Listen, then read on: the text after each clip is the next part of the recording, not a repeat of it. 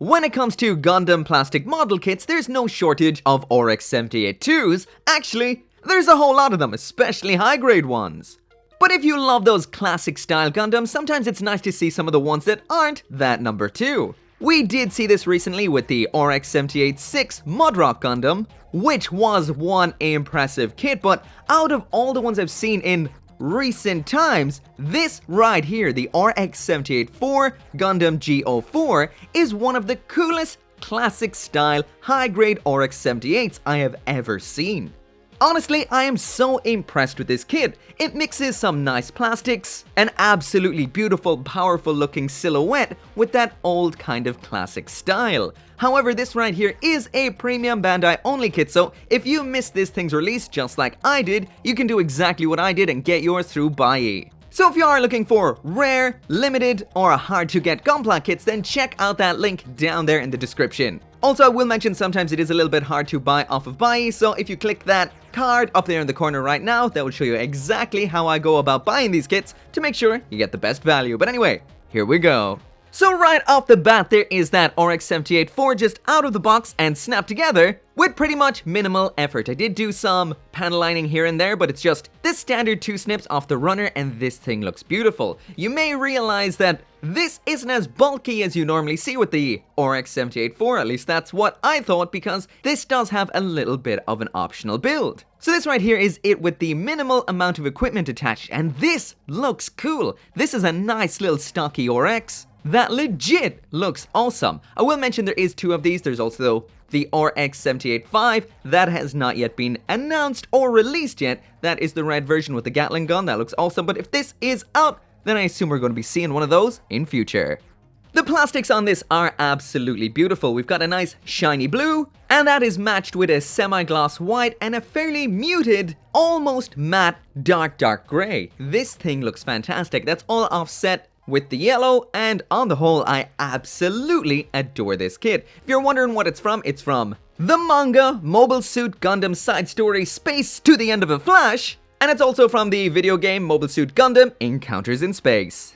Anyway, there's that full 360-degree spin of it in this mode. I will spin it again later on once we've attached some of the other accessories. But this thing is beautiful. The core kit to me is one of the coolest RX-78s I have ever seen. This truly was a dream to build. It's based on the high-grade Mudrock, so if you've built that or seen the review of that, that is an awesome kit, but I feel this one is just that little bit better. It just looks great, it feels great, well, it just is great.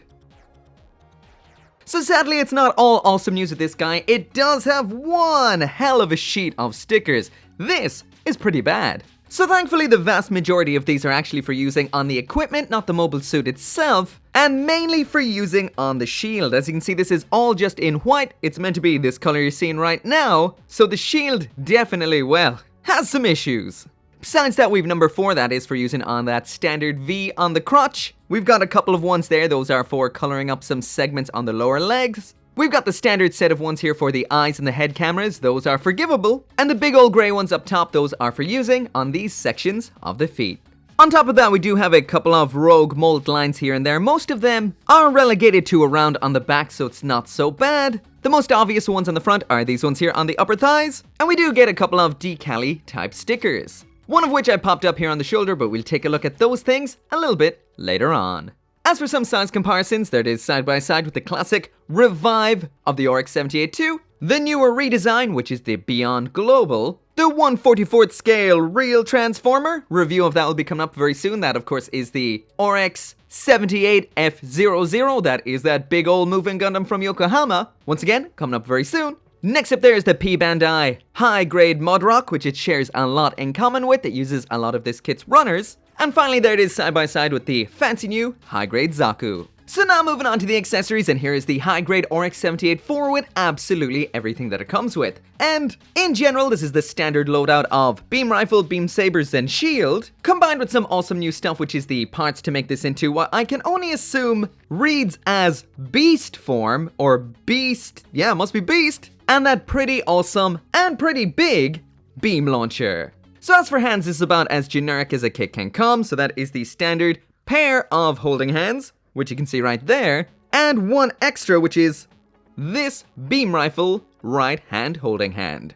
As for the beam sabers, they're as generic as beam sabers can come. The handle is in blue. Those just attach into the hands as they normally would, just slide on in, easy as. And that right there is what the G04 looks like with the beam sabers attached.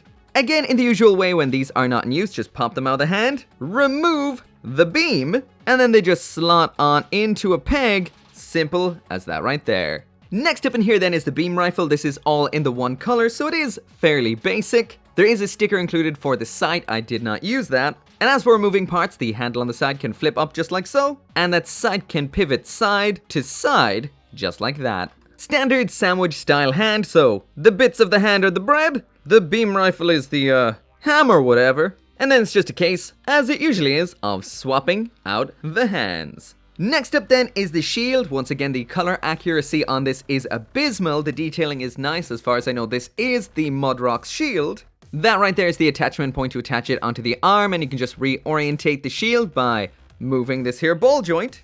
Having it this way makes it attach onto the back of the arm like that, and attaching it onto the other ball orientates it so it attaches onto the side of the arm, just like that. So that right there is the G04 loaded up like a standard Gundam, but we also do have a little bit of a backpack attachment here for the normal mode. Just take off the backpack. That then slots in just like so. Then on reattaching the backpack, we've got those little bits sticking out the back there, but it's still pretty much exactly like we would have seen before, so let's try beast form. So changing this to beast form is really easy. Just pop on a pair of fuel tanks. That's this one, and then this one on this side, simple as that. And then probably the coolest aspect of this kit are the shoulders. So in order to attach the bigger shoulders of beast form, you just move that little segment down, flip this one up, and then this whole section just slots in there and clips into place. So easy, but so effective. So anyway, there's the full 360-degree spin of this now in beast mode, and I'll throw the standard normal mode in beside it as well, so you can see them side by side and see which one you prefer. Honestly, two simple additions have made such a massive difference to this particular mobile suit. It went from a fairly average looking RX style suit to something bigger and more powerful looking. This is cool. It's also added a lot more white to the mix, so it looks like a brighter mobile suit than what we saw before. Once again, this is one of those kits that has two options in the box, and it can be a bit killer to decide which one that you want, so sometimes you might just say, I think I want two. So once again, a size comparison because he's changed a bit. There it is beside the standard revived version of the high-grade Gundam, and there it is beside the real Transformer. So the last equipment we have in here then is the Mega Beam Launcher, and although the standard beam rifle was kind of plain, this is anything but plain, and the exact matching colors to the mobile suit, this looks fantastic. We also have this nice red wire right here which is posable, so you can put that whatever way that you like, and it might decide not to stay that way. We do have a foil sticker in there in green for the sight, and on the whole this is a pretty awesome weapon. Not quite as cool as the Gatling that comes with the RX-78-5, which I hope we'll be seeing sometime soon. Just like with the beam rifle, this attaches on with the exact same hand. Once again, it just pops on like so. That there rebellious red wire that goes in under the backpack and then attaches onto this peg just like so. Then we pop that backpack back on like that. However, this guy is a little bit on the limp-wristed side, so that does mean out of the box, it does not have the full power to hold this in whatever pose you want. It will go in whatever pose it does want, decided by the wire right here, but on the whole, you can get what you want,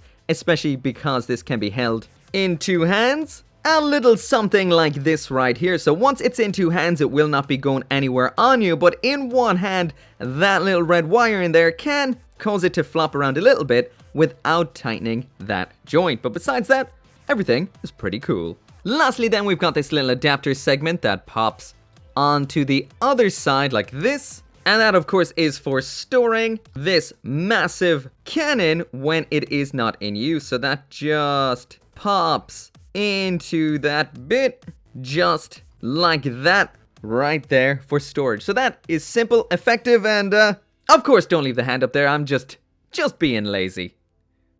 Now moving on to the articulation, and as usual I'll be working from the head down, and I did remove the fuel tanks and junk from the back because that would just get in the way. The neck is just your classic polycap giggity giggity neck. So there's head all the way up, there's the head all the way down. We've got that side to side pivot, and that can rotate all the way around. The shoulder is a standard polycap shoulder joint, so that is orientated to move towards the front. What attaches into that is your standard ball and socket, which gives you that. Combined with what is in here in the shoulder, there's the arm all the way up, all the way down, and there is that rotation all the way around. When that extra armor is attached, it doesn't really do much besides block a little bit of the arm movement with that blue segment right there. Full rotation at the upper arm. We have a standard 2-point bend at the elbow, very nice. But we also have some extra rotation at this point, which is even nicer. We've got some built-in beam weaponry in the forearm, which I didn't mention earlier on, and as for the wrist, it's your standard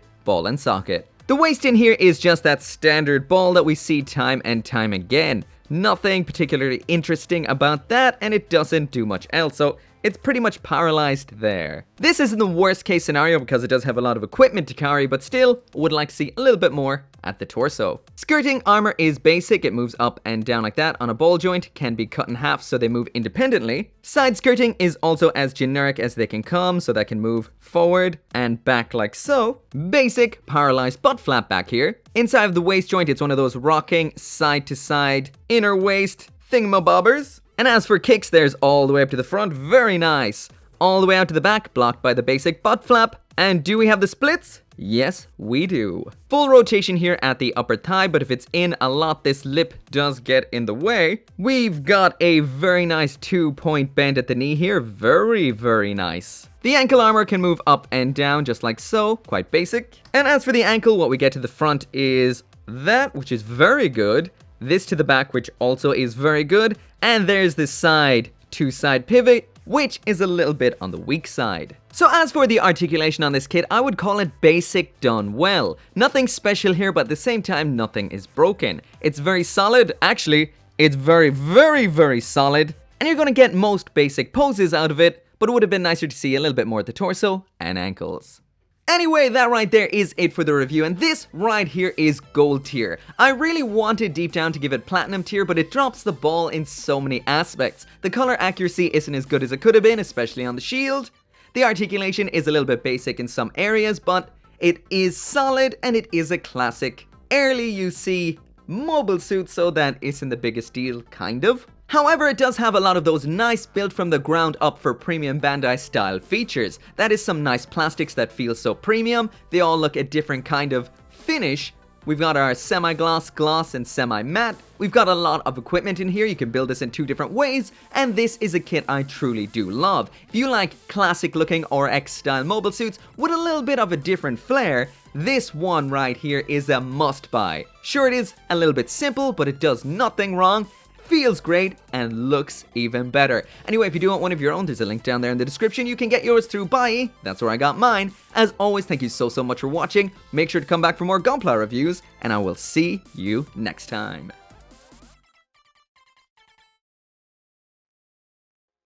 Once again, I cannot finish this video right here without thanking each and every one of you guys. Whether you just watch my videos, like them, or support the channel on the channel memberships and over on Patreon. Like Craig Jerry, Greg Humphrey, Kaiser721, Tyler Sanders, Caleb Engelhardt, Sean T, and the ambassador for asymmetric cats.